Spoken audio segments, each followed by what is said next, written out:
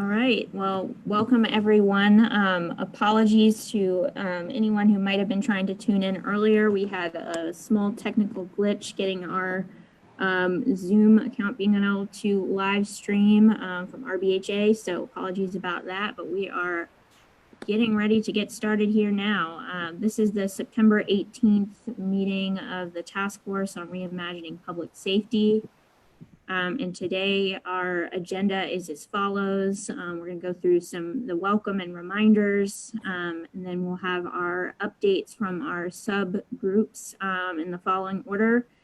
We'll go with our use of force subgroup first, and then move to our human services calls for service group, and then our community engagement and healing group. And this is where the subgroup co-chairs will report out what was discussed over the past 2 weeks in their subgroup meetings and where they are, what items they think they need to dive deeper on, and have more conversations, more information gathering as they're working through their recommendations to Mayor Stoney for reimagining public safety.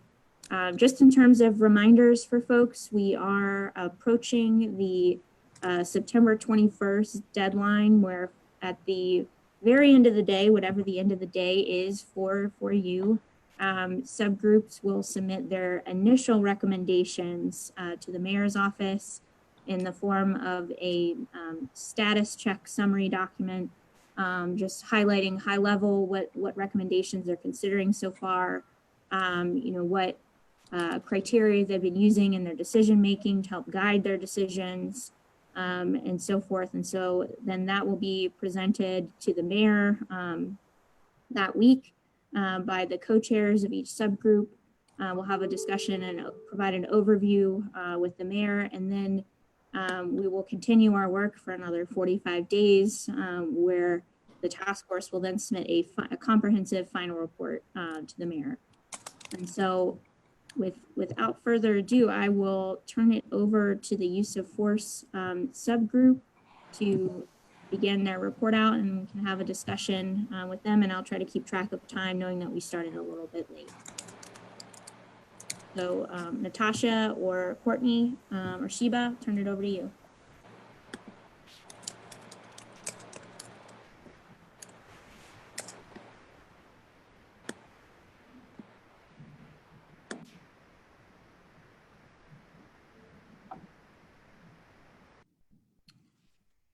Hi, this is Natasha.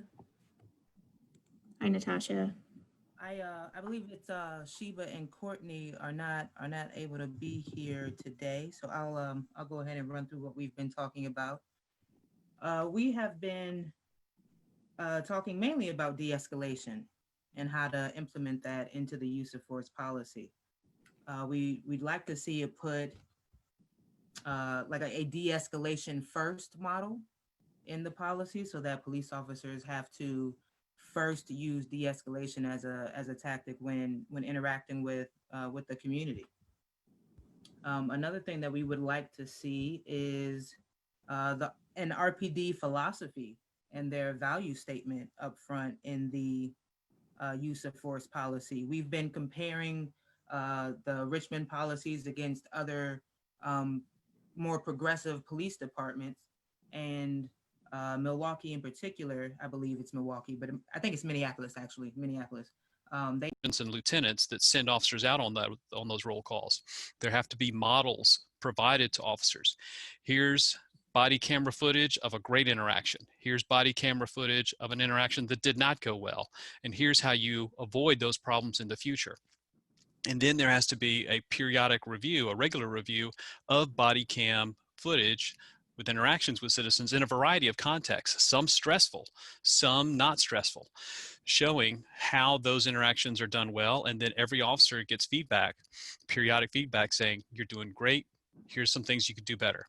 We're not happy with how things are going. Here is what you need to change. And providing officers with clear models of what they can do, what they should do, and guidance. Those are the things that need to happen. All of those are very doable as well. Yeah, I mean, I think that is a part, without question. And I feel that, certainly at some point we have to look at what in what ways, if you will, the leadership, certainly within the police department, I would argue that this is across the board for all of the agencies relevant to this whole quote unquote public safety sphere. But nonetheless, since we're talking about the police department, it definitely has to happen in that way in terms of the leadership. I think my question hits on something a little different as well, and that is, it's one thing to have, for all other purposes, mechanisms in place to reinforce the quote unquote cultural shift or changes that will be handed down, so to speak, departmentally. And it's another thing in terms of the process for identifying how folks are adhering to those things. So it's like, you know, I think that what I would love to see included in the conversation then is the process then for, you know, not only just being able to say, well, here's a policy, or this is, you know, whether it's an internal practice or a policy that's written or whatever the case is, but there to be, I guess, for all of the purposes, examples of, well, this is how, as a police force, as a police department, we intend to move forward in terms of how we engage our communities that's different from what it has been. That's something that happens more than just beyond the level of just an idea, if you will, that's kind of enforced from the top down. If there will be persons you made a statement that I don't know if I agree with, but that's irrelevant. There will be persons who are unwilling to do that. There will be persons who are unwilling to make the type of internal change. And then therefore there has to be some sort of a, you know, standard or something in place that says, okay, Amon, if you're not willing to engage in this particular way, then you can't be an officer. You shouldn't be an officer. And that's the part that I guess that I'd like to see included in the conversation if it's going in that direction. I don't know. I don't think that's unreasonable. I think it's reasonable to set a standard within the agency. And then if members of the agency don't adhere to that standard, then they should consider their future with that agency. And we've talked about a variety of training mechanisms, several of them involving citizens, residents, students, high school students, and demonstrating the importance of those positive interactions. And one of the key elements of de-escalation training is it's not just about entering a crisis situation. De-escalation also has a preventive element, so that when I'm talking to you, I'm doing it in a way that is that's not going to move us to a place of hostility. It is instead going to keep us at a respectful conversation. Even if that conversation is really difficult, they can be handled respectfully. And Amon, to your point, because I agree, you know, from what I see out there, when police are presented with being held accountable, that's not something that they want to do, right? And in a few other departments around the country, anytime that it has gotten to a point where they have to be held accountable, we see, you know, mass resignments, right? They quit and walk out. And I think that is ultimately the opportunity where we can get new blood in there who will want to represent a more progressive philosophy and values when interacting with our community, right? Because like you said, there are definitely going to be officers and people all up and down the totem pole who are not going to want to do this, because they've been able to do something for so long, and people don't like change, right? They want to be able to do what they've been doing. And so to hold them accountable, at least what I would like to do in this subcommittee is attempt to make this use of force policy something where the philosophy and values are progressive and aggressive, in the sense that they are community focused and first, and then see what officers really combat that type of ideology, right? And then those officers, from what I've seen, will probably just walk out. And because if you're in that bubble, and now everybody is holding each other accountable, and we have this use of force policy that makes you have to de-escalate first instead of, you know, the grab and bang, and you're now the only person who still wants to grab and bang, now you're the outlier. Now you're the one who's going to be the red flag and easier to spot. So I want to see if we can use this policy as a way of picking out the bad apples once it is in use.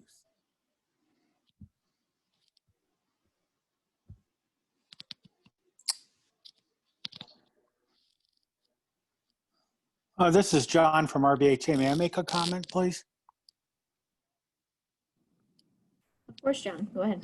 I think there's a very large argument for going in this direction, because that prevention and de-escalation strategy not only makes for good public appearances, it actually works, which is what we found in doing CIT training, that teaching officers the kinder and gentler approach, so to speak, and using verbal skills to intervene or to introduce oneself into a situation works. It's harder for people to resist that. And so I applaud the work group's endeavors here. This is Burley. I'd like to be recognized for 2 points. Go ahead, Mr. Burley.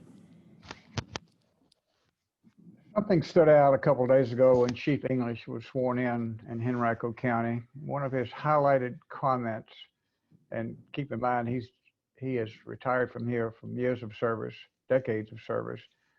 And his key word was that police officers need to talk to people, need to be able to talk to people.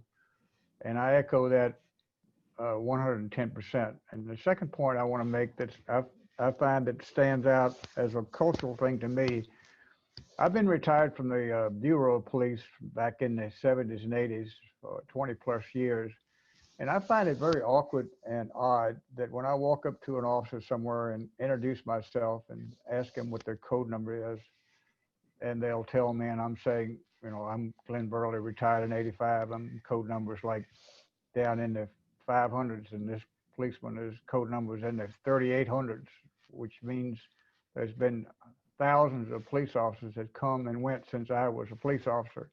And the thing that stands out that really personally disturbs me is that I find them having a difficulty with a dialogue with a simple retired patrolman.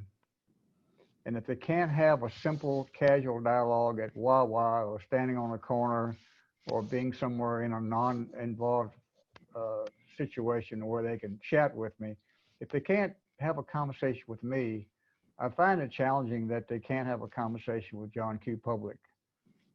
They can't have a conversation with somebody who is less educated than me or less experienced than me, or they just can't have a conversation. And that disturbs me because it ties back to what Chief English said, is that you have to be able to talk to people. And that ties in with the things that we've talked about earlier with the business card and the ambassadorship. So it's a challenge, but I think it can be met that the culture of this police department, which obviously has changed since I've been there, has to make some modifications to where they can be a police officer, they can be firm, they can be competent, and at the same time, they can be an ambassador of goodwill and get the job done. Thank you. Thank you, Mr. Burley.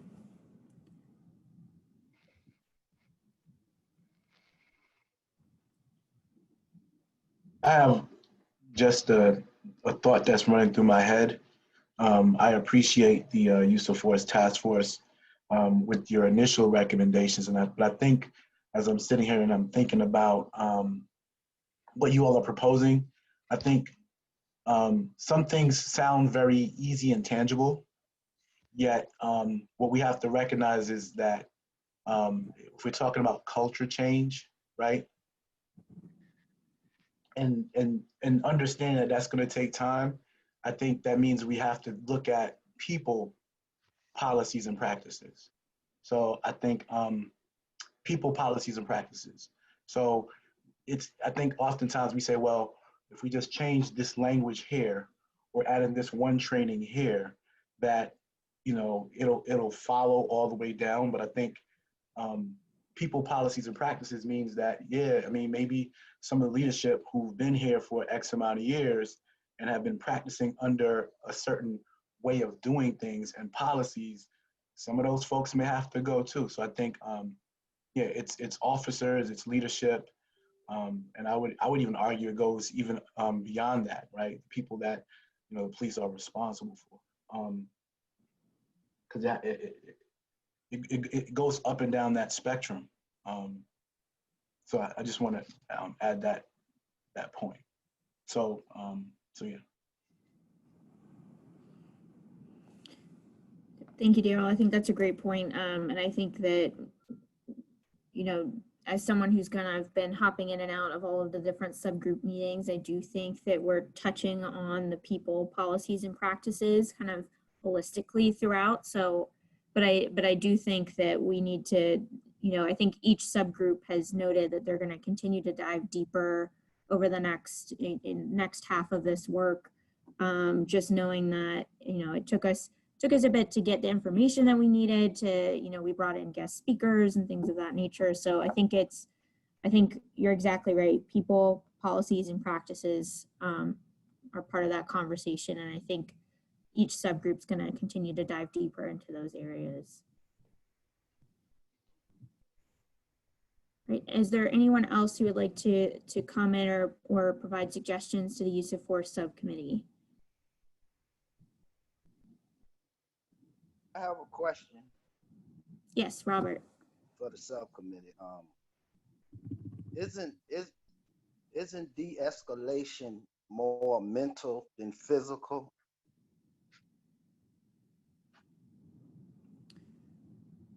And I would, if Carol Adams wants to provide any insight on that, but I think it's getting to what Mr. Burley was saying. It's a lot of communication and verbal.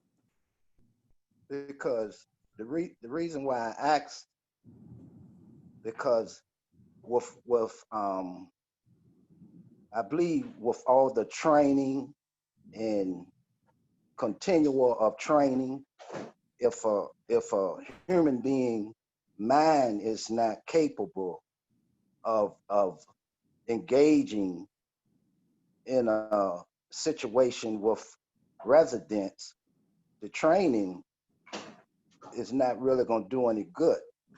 And I believe that's why the hiring process is so important. And whoever is hiring police officers should be capable of determining whether it's a group of community members along with professionals on that team. The hiring process is very important, because that will determine whether that particular officer or person that's trying to become an officer is capable of engaging in the community. It's just like our communities now. A lot of the males, young Black males, they already know whether they're gonna be safe going into a particular community, even if it's for a community event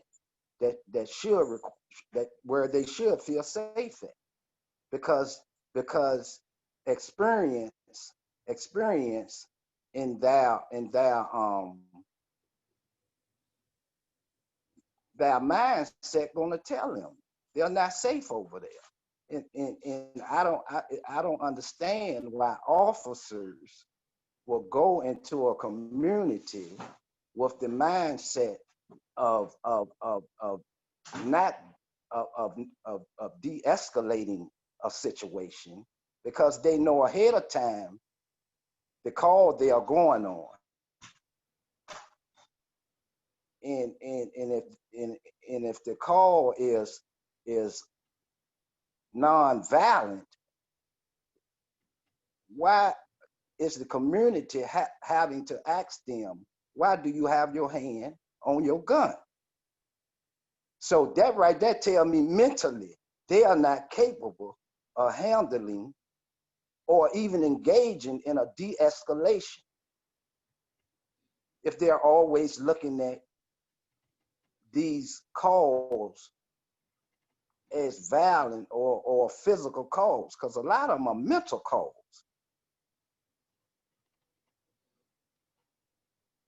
Yeah, and Robert, I think that gets to kind of the point that we've been talking about a bit, is that we've asked police officers to respond to a lot of different types of calls that they're not necessarily trained to respond to.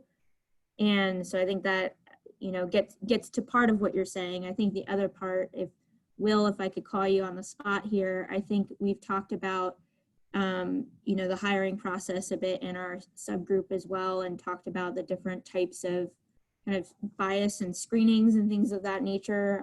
Could you maybe touch on a little bit of what we've talked about there? Again, this has not surfaced to a recommendation yet, just because we just, you know, started talking about it in that subgroup. Sure, no problem, Maggie. We talked some in our subgroup about assessment measures, like a psychological test that are used in the hiring and selection process. And right now, the Richmond Police Department uses a test that is not effective, that is dismally ineffective at screening police officers for things like bias or the ability to treat people fairly.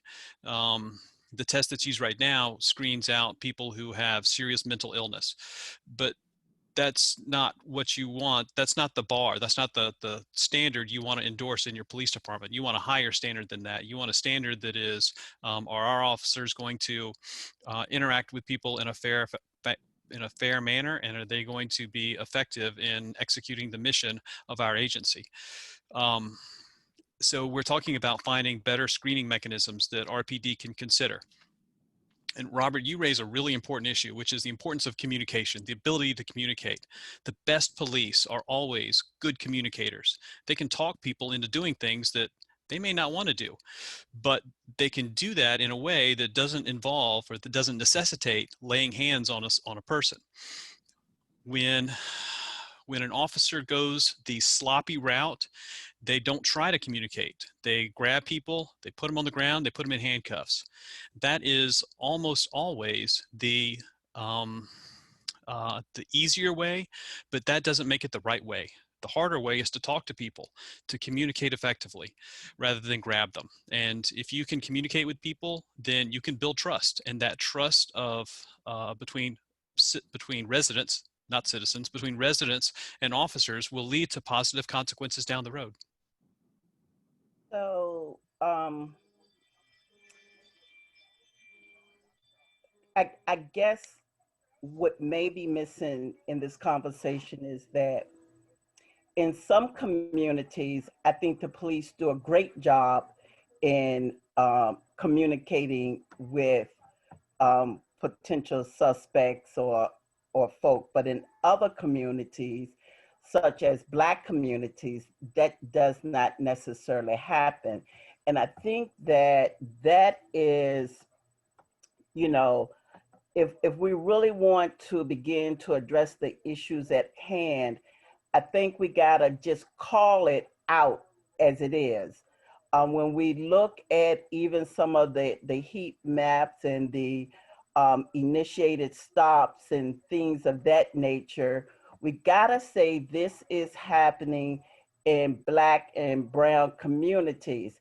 And so if it's the same police force, the question then becomes, why is it that I'm able to acknowledge either mental health or family issues in one community, but when it comes to another community, that skill seems to go out of the window? And so I think part of our task, and I think that when we talk about digging deeper, I think that's what that dig has to be. Some of what our challenge in this city is going to be some system and systemic racism, but some of it is going to be personal racism and biases too. So it's not just the system. Some of it we have to own as individuals.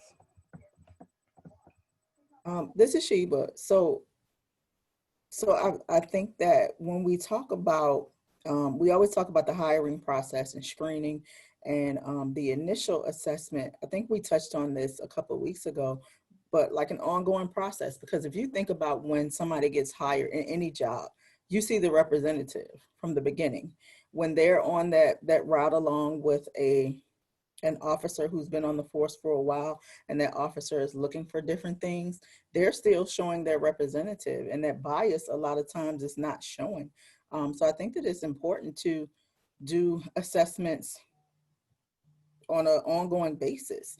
I know that and I don't know how many of you have been like following special session, but the police and, you know, chiefs and representatives from around the state have spoke out against having accountability practices for police officers, which kind of shows us that they're not in favor of making a lot of changes. And sometimes it's not as easy as just changing the policy and saying, this is what we're having written in the policy. And I know that we've been talking about practice versus policy a lot, because what's on a piece of paper is not on your mind when you're in the streets interacting with communities. And to Torey's point, I have always stated that, you know, the same officer can go to certain communities, the West End, and look at a problem and address a citizen for a tail light being out without pulling a weapon or without making it, you know, escalating the situation. But in Churchill, it's not the same. You automatically say, I fear for my life, or I pull a gun out for a tail light, you know, for the very same thing. So I think that it has to be an ongoing assessment and looking at officers for bias. I think that when we were talking about reporting and being accountable to other officers and saying, okay, I know that they passed their screening. I know that they passed their 60 or 90-day mark, but in March, 7 months into training, I am identifying an issue that looks like bias. So I think that it is important to have some standards that say that we're looking at behavior on an ongoing basis, because things can change when you're no longer when you know you're no longer being watched or screened or assessed.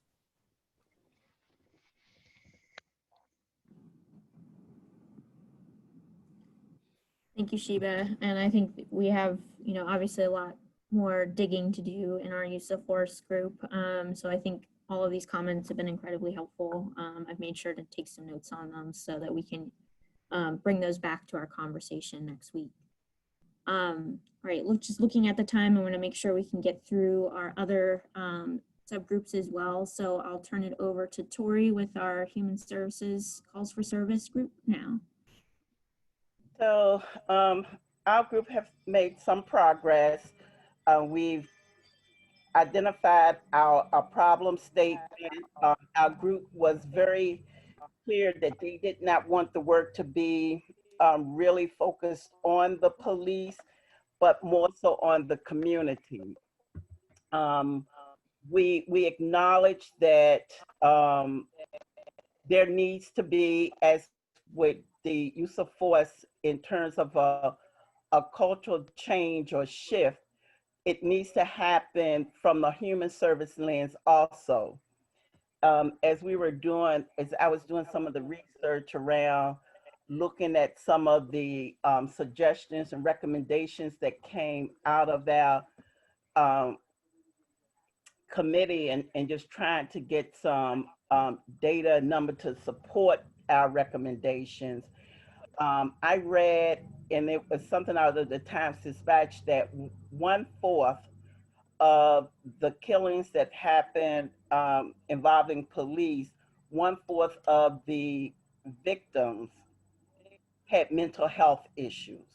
And so as we move forth to think about how we're using the police in this city, being that 911 is the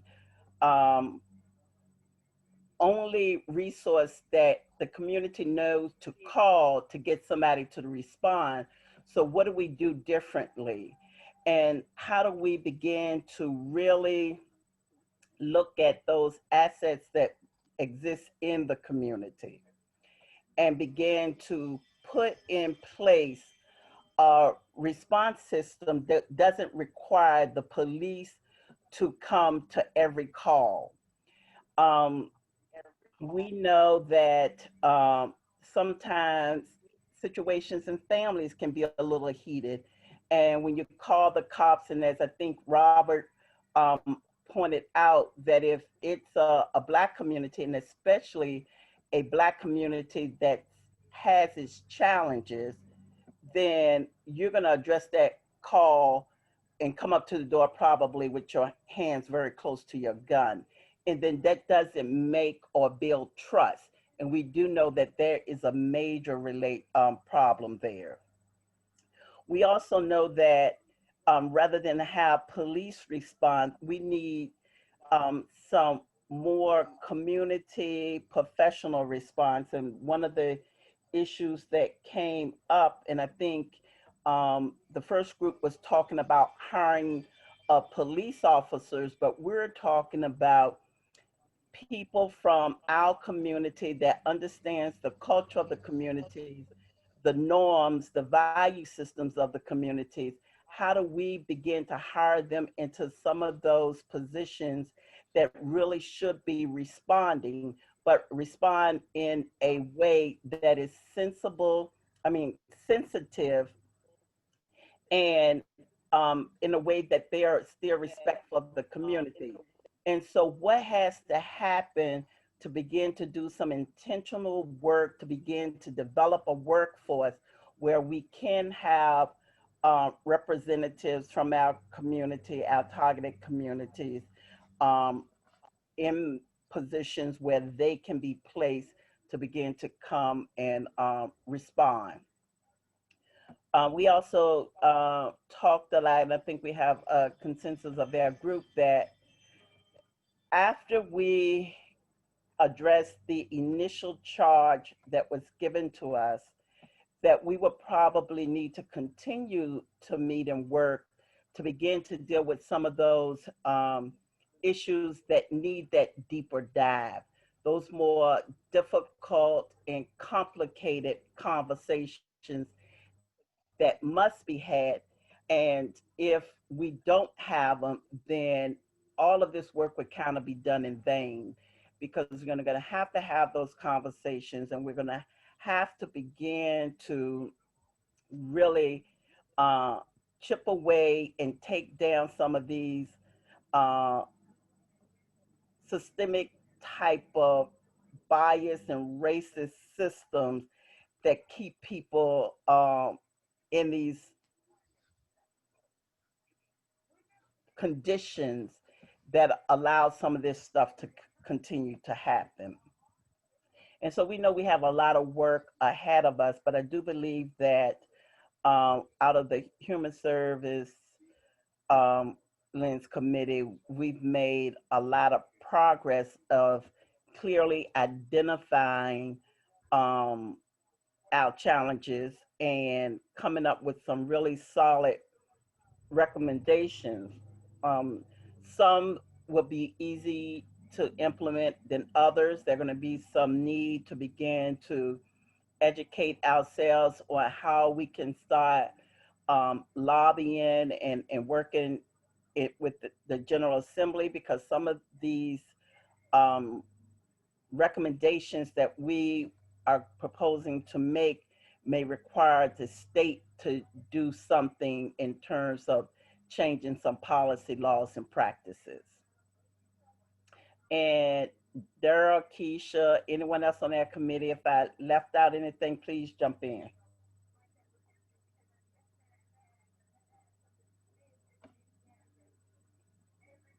All right. Thank you so much, Torey. Appreciate that. And I will open it up for any other comments, questions from the rest of the task force.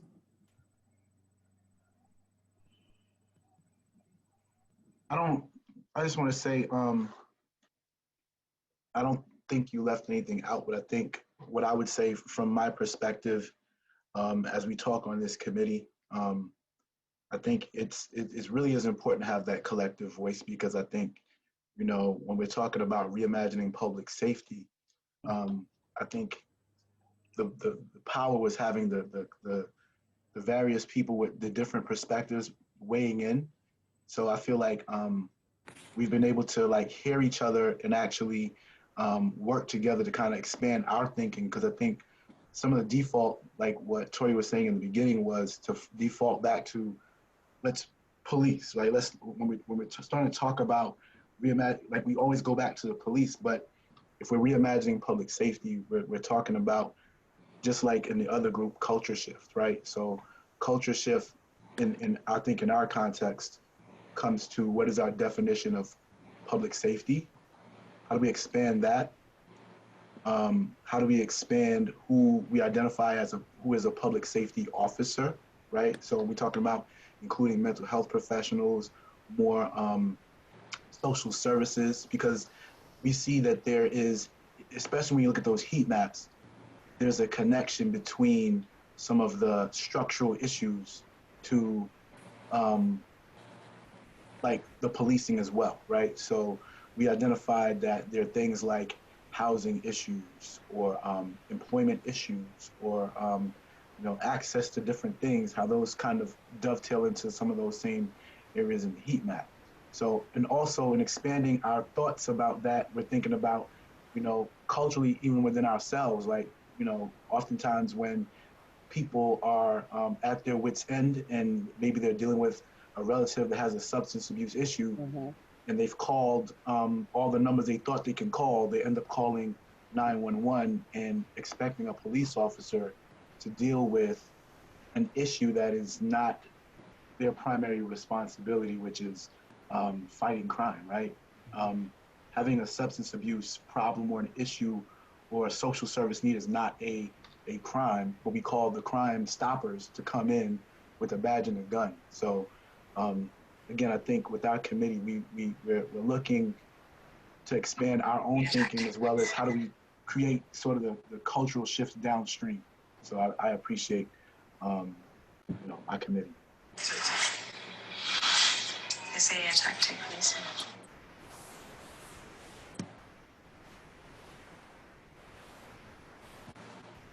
Thank you, Daryl. If everybody, we're getting a little bit of background noise, so folks could just make sure they have their phones muted. If you're not speaking, appreciate that. Does anybody else want to provide a comment or suggestion to the Human Services subgroup? Yeah, this isn't necessarily a suggestion to the group per se. I think it's just something that links something that I want to kind of circle back to, I guess, from what we stated previously. And Torey mentioned something that seems to be a recurring theme that I feel is important for all of us to remember. And that is this idea, as Torey stated it, of development of a professional community response. I would add to that I think that it's important for us to, especially in the context of reimagining, to Daryl's point, how we're even defining public safety, we then need to be much more considerate of what is the role of the community member in that context. Like, we can't just think of this in terms of how do we fix the CA's office? How do we fix the police department? How do we fix, these other intersecting agencies? And so that's something I'm sure Ram and Bertie will address in our report out, but that's something that we have been thinking about just in general. And I think I pointed it out in one of our previous meetings. It's a very important area of intersection, I think, between the three of our groups that we can't ignore or let go of. Iman and Daryl, thank you for your comments, because being part of this particular committee of the task force have really began to shift my thinking. And what I mean, I got the opportunity to share with my team a situation that happened Tuesday when I was coming across the Martin Luther King Bridge. And I told them there was this car kind of parked. It wasn't over to the side, it was just parked with this blinkers on, and the woman had her head on her steering wheel. And so I told my husband, go back, she might need help. But when we circle back around, we realized she was having a disagreement with someone in the back seat which at that point, it was her 17-year-old son. And my husband was like, you know, Torey, we ain't got nothing to do with this, just call 911. And I'm like, no, we don't have to call 911, you know. And him and I was going back and forth, but of course I won. And as we were trying to talk with the young lady and him working with the man, you know, the young boy who was clearly upset also, trying to calm him down, another car pulled up and the man got up to offer some assistance. And they was taking the little boy. He wasn't a little boy, he was 17. He got out the car, because that's what his mama ultimately wanted him to do, was to get out. And I remember hearing the other young man say, man, I don't know what to do with this. They family.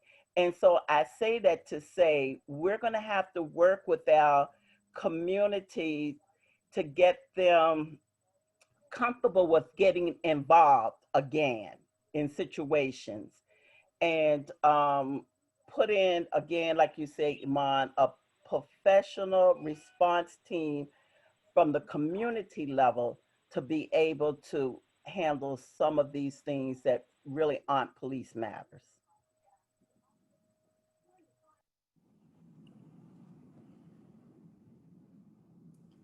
Yeah, because Torey, I think to your point about, you know, your husband wanting to call 911 and you having to pump the brakes on that, I think that, you know, for a while ago, folks didn't want to call 911 at all. And so, you know, we've had to, then it was this mass influx of communication, you know, across the country to call 911, or now in a lot of cities, you can text 911. And so it's just become easy to reach out to 911 because you know you will always get a response. And so I think it is going to take some of that reverse work to say, okay, when should you call 911 and when should you not, as well. So I think that'll be, you know, we talked in the human services group as well about, you know, the education and community conversations that would have to be part of that.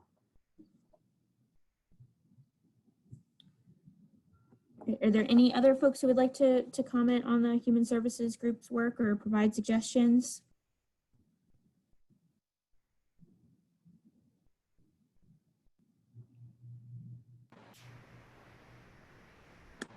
But thank you. So we will turn it over to Ram and Bertie on the community engagement and healing subgroup. Give their report out. Thank you. I'm going to start off. Bertie's going to jump in, and then also if any members of our subcommittee have anything to add, feel free to jump in. I just want to start off by saying that a lot of what has already been stated crosses over with what we've been talking about too in our committee, so I'm not going to really go over those or repeat those, except for the fact that one thing that we talk about a lot in our committee is a sense of what does public safety mean, what does community mean, what does community engagement and community healing mean. So part of our process has been to, first of all, try to engage in community building within our own subcommittee, getting to the point where we can have some of the difficult conversations. And that's kind of been something that's, I would say, is sort of a roadmap of how this process has been going for us. And one of the things that we really focused on last week was this idea about like really looking at the structural obstacles or the structures in place that have produced these disparities and that have sort of fueled and ignited the uprisings around the way that Black and brown civilians are treated and systematically and how systematic violence is committed against them. So our approach really has been around a qualitative approach at this part of the process.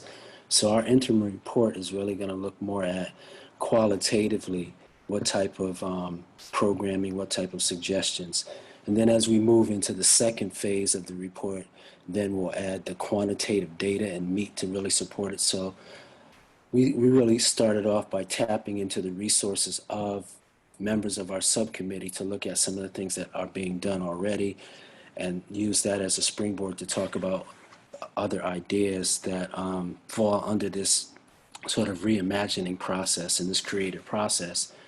And one of the things that I think really stands out is this idea we have of healing community relationships and how that looks like and what that could look like with members of the community having more of a, I think, a direct role in defining what community engagement, community healing, and dealing with issues that might normally be directed to the police. So that's an area that has kind of is kind of like an underlying theme in our work, how communities heal relationships amongst each other, how community members, civilians handle their own issues, and looking at ways to foster better relationships between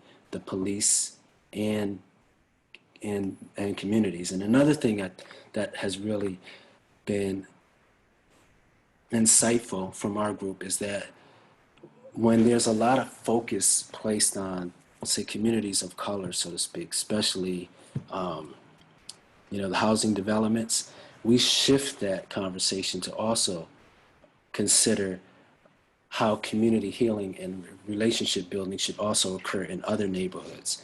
So it's not always about victimizing the victim or, like making it like one part of the community has all the problems and the other part of the community doesn't. So it's kind of I would say a balanced approach. And out of these conversations, we've agreed on sort of an emergent theme or an emergent strategy that we call massive resilience, which is a strategy around equity, justice, and liberation. And it's kind of comprehensive because it covers different areas of focus, like trauma healing. We've been talking about what that might look like in the community. Like, do our community members really understand trauma, and the impact that it has? And then also how trauma can also be a universal connector, because all community members, for the most part, I would say, have encountered some kind of trauma. And then we've been talking kind of around the area of restorative practices, and then different creative ways to bring community together, to like lift consciousness, raise awareness, build culture. Some of the recommendations that are starting to emerge from our group are community conferencing circles, which is kind of a diversion program that really puts power in the hands of community in relationship to city government, city officials, police agencies, but it empowers them to make decisions about how to address and redress certain kinds of issues, whether they're, high-level conflicts or just, mid-level or minimal type conflicts. And that's based to, like, one of the evidence-based models that we looked at is this program up in Baltimore, Maryland, called Restorative Response Baltimore. Another recommendation that we're developing and building is community-based trauma healing and conflict resolution training, where instead of doing like so much to communities and coming in with these trauma programs or with different kinds of programs, that we're considering how to do things with the community, from the community. So community-based trauma healing, focusing on youth and families in crisis, and the community in general. And some examples that we've looked at are healing and rebuilding our communities, which is kind of an international model, but it's been adapted to African American and African communities in the States. Restorative justice for Oakland youth is something that we have some insight about, and done some programs here like Richmond Youth Peace Project, just some different models But our group has really created an exhaustive list of different types of programs and different types of approaches that we could implement based on our own personal experiences and based on just resources that we know exist in the community. Community healing circles is another thing that we're looking at too, because it kind of ties in what's happening with schools around community building circles, but also it's kind of like that level before getting to a diversion type program where communities, civilians within communities, members of different organizations, whether it's as high up as city council, different organizations, because I want to echo what I heard earlier about a top-down approach, but where it's something that's being embedded within the culture throughout the city, and not just in communities, but also in organizations that support and represent the communities. Then we've been looking at too, like this idea of training, like what kind of training, and how do we deploy the training, and how do we make sure that the training is not something that is designed for quote unquote experts or talking heads or, you know, people who I guess would generally be called to come in and do things to the community. We're looking at this training as ways to lift up traditional, non-traditional leaders within and without certain communities, but really like have this focused around how communities can respond to things that are happening in their communities that could maybe preclude the need to call police officers or the police department around certain kind of issues. And like, for example, one of the models that are just starting to look at is urban trauma healing, and also like the intersection of race and restorative justice or restorative practices. We're also looking at ways to help community members tap into their own inner resources and community resources, like things around mindfulness, things around the creative arts. So it's a very comprehensive approach, but right now it's more focused on a qualitative analysis in our first report, and then as we refine it and revise it, then we will definitely ensure that we're supporting all of our recommendations with qualitative and quantitative evidence-based research. And there's more, but like that's kind of the gist of it, and then it also overlaps with a lot of the report out strategies from our other two subcommittees. Bertie, do you want to add anything at this time? And then I also would like to open it up to my fellow subcommittee members too to contribute. Okay, can you all hear me? Because I was trying to unmute myself earlier. Can you hear? I had to go to my phone. I got knocked off of the internet with my computer. Yes, we can hear you. Okay, great. I think Ram summed it up pretty well. Our subcommittee has really done some deep dives into some conversations, and we really want to go even further with trying to get to the root causes, which we all, sort of know that it's rooted in history. But anyway, we have looked at a lot of different things that we feel will bring about what we're hoping will be ongoing and consistent changes that will bring about, some healing within the community. We did also talk about maybe doing 2 or 3 big community events that would hopefully energize the community and get them excited about massive resilience. We had talked about doing something around the I Am My Brothers and Sisters Keeper Day, and something in January, I think it's the 19th, 2021, that's going to be the celebration, the National Racial Healing Day. And then we had talked about maybe planning a big event again to sort of just engage the community around Juneteenth. And we also talked about the importance of the acknowledgement of harm And although it may be somewhat symbolic, it also could be used to sort of engage people and to get them excited about massive resilience. And that would be to ask the mayor to do some type of resolution, the governor to do a resolution, and maybe to get the General Assembly to do a joint resolution acknowledging, you know, the importance of massive resilience or the massive strategy. I think that's about all I can think of that we talked about. I forgot to mention too that since we are a culture of health city, recognized by Robert Wood Johnson Foundation, we're talking to culture of health leaders or some fellows who are in the Culture of Health Leaders program about this training, especially geared towards community members, the massive resilience training. And then, like Bertie said, monthly or quarterly community healing events.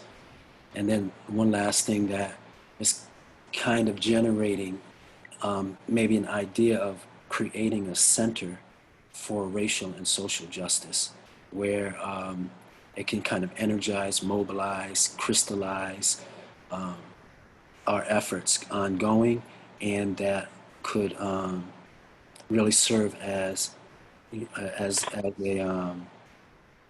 a sort of a hub where these practices that we are all collectively developing could be provided to the community on multiple levels so that it helps to build this culture that we're talking about, because we have a designated institution that's geared towards making sure that this is not a process and a product that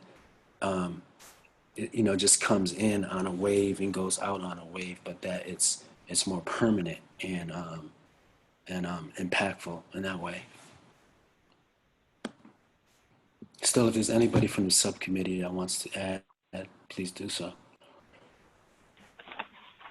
I would throw in, if I can, Rom's last point was what I wanted to make sure was included, because we're not just talking about creating this nebulous thing that somehow is gonna, magically just float into the community and be implemented. It has to be implemented at its core from a space, from a physical space, a real space where people are able to identify with, and then therefore have the resources to learn, to teach, to carry out, to engage in these practices. It's not just something that will otherwise just happen automatically or magically. The establishment of a center, that's the term we're using for now, that could perhaps develop into something, but the point is, to be clear, we are talking about a physical space. I think about the fact that somebody came up with the bright idea. I don't know that it's personally bright to me, but nonetheless, they came up with the bright idea to change the name of the Richmond City Jail to the Richmond City Justice Center. And while, that may mean different things to different people, I think that the important recognition there is that there has to be a place if we're talking about, especially again, in our context, shifting or changing the paradigm in terms of how safety is carried out, then, there has to be at the minimum start, a base. Perhaps this ends up becoming something that develops in several bases throughout the community itself. But ultimately, there has to be a space through which we can, for other purposes, offer, foster, develop these concepts, and not just have them intellectually recorded, be it via resolution, be it via, proposal, or whatever the case is. I've got very little, well, I won't even state that. The other thing that I want to make sure is added is we have also included in our conversation, and I think that this is something that is important to be mindful of, is that the support that we're looking for from the administration is not just head nodding support or even in the context of ordinance or resolution of sort, but we are talking about, in the broader sense, all of this is a conversation about providing resources to be able to meet these needs. that's what the underlying thread is in terms of these conversations. And so we've got to be mindful that as we propose all of these things, it isn't just to say, oh, that sounds good, but it's with the understanding that what we're asking for in the context is the money, the resources to specifically carry these things out. And so I want to I just feel like that's important to state, because I feel like all too often I've seen a number of excellent ideas proposed, whether they were ignored, whether they were thrown in the trash, whether they were read and co-opted, or whatever the case is, not appropriately addressed, because the countering question was who's going to pay for it? And I just feel like, you know, somewhere along the lines, we really don't have time to play that game.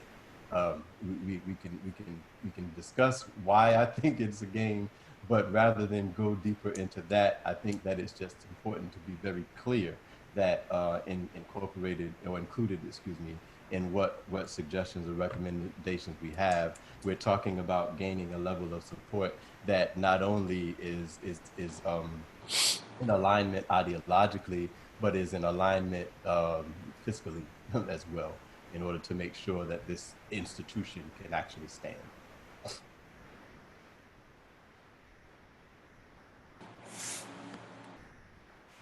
Any questions from the task force?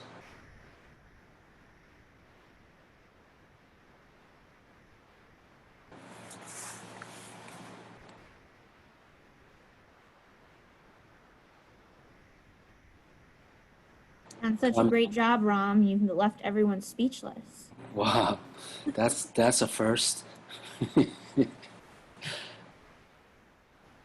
I appreciate it. I think, you know, what you've laid out here is just, I can't wait to see it in the, you know, initial report more. It sounds like this group has really done so much work to really flesh out what massive resilience is since the beginning. So appreciate the work of this subgroup.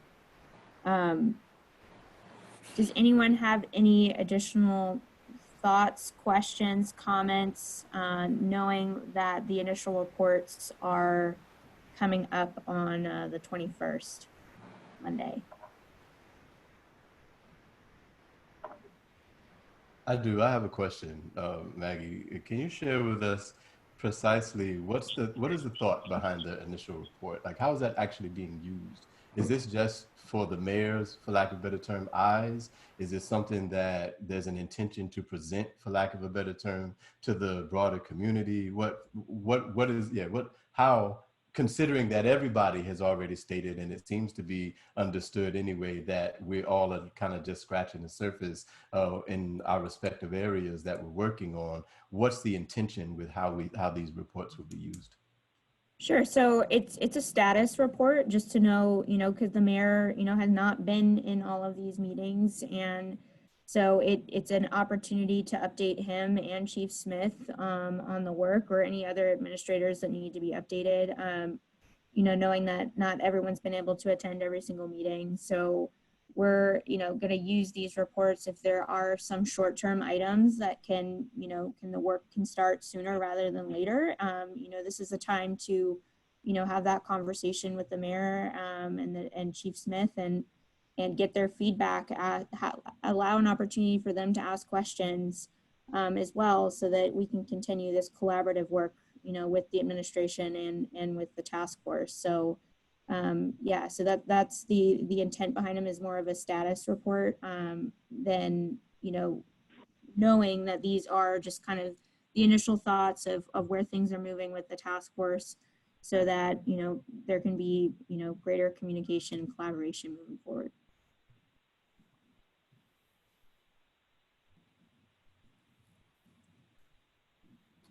All right, and so I know that everyone has, I'm sure, fun weekend plans, so we don't need to belabor this meeting. If folks don't have other questions or comments, I did want to, you know, turn it over to Brian Williams here for just a moment, just because knowing that Brian is, you know, essentially a facilitator, an outside perspective for the task force, just to provide kind of his thoughts on how things are going so far, knowing that we're kind of at the halfway point of our work. Brian, I'll turn it over to you. Good afternoon, everyone. It's a pleasure to be here with you all, and just some of my thoughts at this point in time. Remember when we first started with the onboarding, we kind of talked about, you know, if you want to go quickly, you go alone.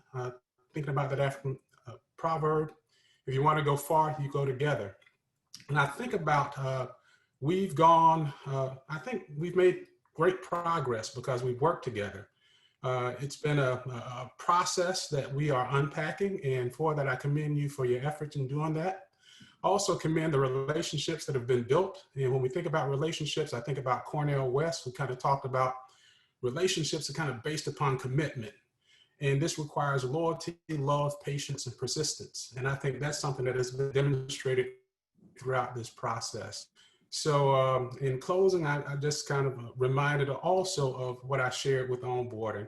That quote that kind of talked about coming together as a beginning, keeping together as progress, working together is success. And I think you all have really modeled that kind of slogan, that whole phrase that Henry Ford, I think, kind of mentioned. So I commend you all for doing it, and continue down the path that you're on.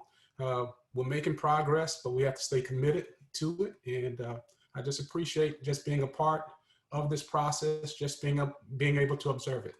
Have a great weekend to everyone. Thank you so much, Brian. Appreciate your input there, and appreciate you being part of all of these meetings and part of the task force. Well, folks, that's all I've got for you today. Just knowing that, you know, we've got these initial reports due at the end of the day on Monday. So make sure you all have as much time to work on those as possible. And you know that I'm always here to answer any questions. You all have my cell phone and my email, so please feel free to reach out over the weekend if you have any questions. And I hope everyone has a great weekend. Thank you all.